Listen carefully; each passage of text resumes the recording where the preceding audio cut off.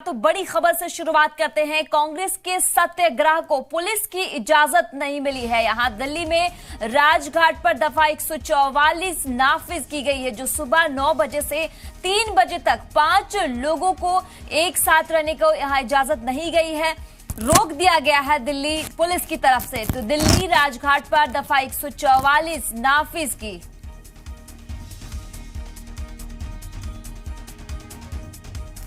तो 5 लोगों को एक साथ रहने पर यहां रोक दिया गया है। दिल्ली के राजघाट पर दफा 144 जो है वो नाफिज की गई है। तो बड़ी खबर आ रही है दिल्ली से, जहां दिल्ली में राजघाट पर दफा 144 फिलहाल नाफिज किया गया है। कांग्रेस के सत्याग्रह को पुलिस की इजाजत नहीं मिली है, जिसको लेकर कांग्रेस ने पूरी तैयारियां की थी।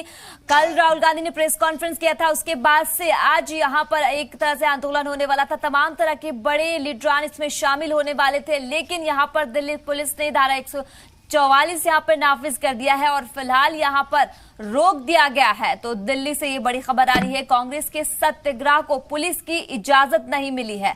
दिल्ली में राजघाट पर दफा 144 नाफिज की गई है। सुबह 9 बजे से 3 बजे तक 5 लोगों को साथ रहने पर रोका गया है। दिल्ली के राजघाट पर दफा 144 नाफिज की गई है। तो दिल्ली से बड़ी खबर बता रहे हैं कि तमाम तरह के लीडरान इसमें शामिल होने वाले थे, लेकिन यहां दिल्ली पुलिस की तरफ से ये दो है दफा 140 नाफिज कर दी गई है। अब यहां पर 5 लोग भी एक साथ इकट्ठे नहीं हो सकते हैं।